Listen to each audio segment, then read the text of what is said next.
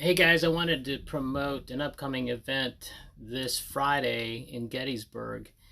It's called the People's Grand Reopening of Adams County. Brief description here of that event, and hopefully you'll join me and hopefully a few hundred others.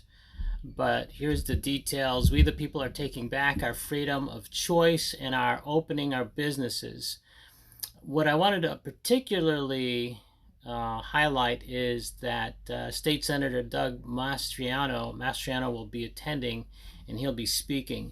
Now, being relatively new to the Gettysburg community, I didn't really know about Senator Mastriano, but I came across a YouTube video where he's being interviewed by an alternative news outlet, Next News Network, and Gary Franchi is interviewing Doug Mastriano, and I'm going to play a short segment of that for you, and um, we'll also leave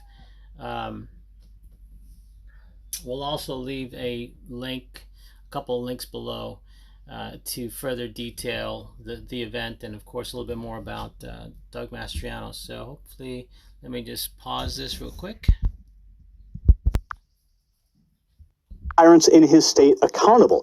And the best part is his record of fighting for America. And that should scare the hell out of the spineless politicians who couldn't even identify the barrel of a gun. Doug Mastriano is a combat veteran and the son of a career U.S. Navy man. He was commissioned in the U.S. Army in 1986 and served on the Iron Curtain with the 2nd Armored Cavalry Regiment in West Germany.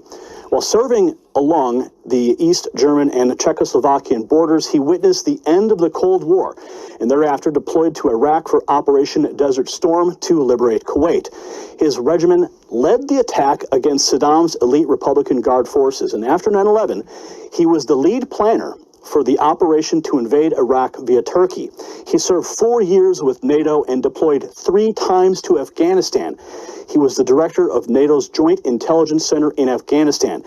He is a doctor of history and has 4 master's degrees: strategy, strategic intelligence, military operations, and air power. So just that list alone should put these politicians in check. He now serves as a senator for the 33rd District in Pennsylvania. Senator, welcome to the show. Thank you for having me on. And what a crazy time we live in. Certainly is, and I'm glad you're here. I'm glad you're pushing back.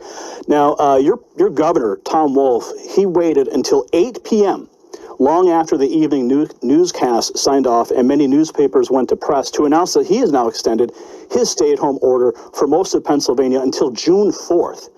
Why did he choose to do it at this late hour? So obviously to get behind the news cycle, he didn't want to be in it. So this is how these kind of snakes operate here. They don't want any accountability. He's enjoying the power that he has. He's the most powerful governor in Pennsylvania history. That's not hyperbole. That's just a fact. And so he just comes out with an edict or a proclamation, no accountability or oversight from the Senate or House, and issues these orders like he's a monarch.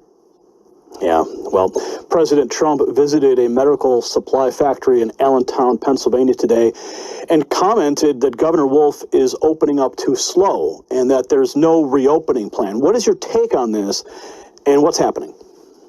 Yeah, so really the governor's flying by the seat of his pants. There is no plan.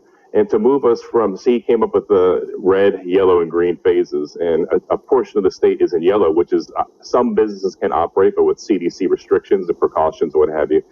But overall, our entire state population, it's less than 1/2 or 1% tested positive, may have had it, could have had it, would have had it, because our Secretary of Health is inflating the numbers. So I'm using the Secretary's numbers.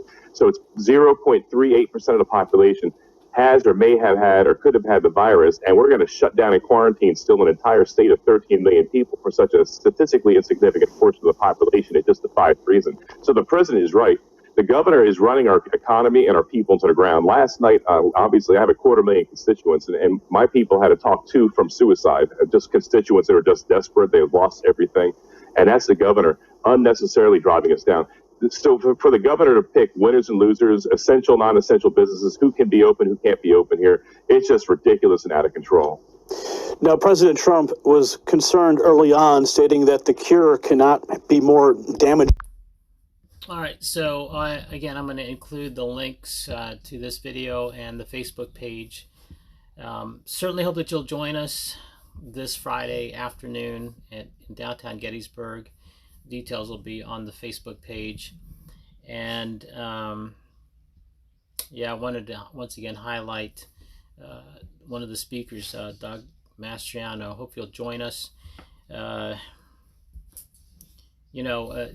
This is a hot topic, and for us to continue to do what we're doing at the great expense of our economy, but people's livelihood, and so forth. I think we just need to continue to prayerfully work our way through this and pay attention. So even though you may not live in Gettysburg, maybe perhaps you have toured the town.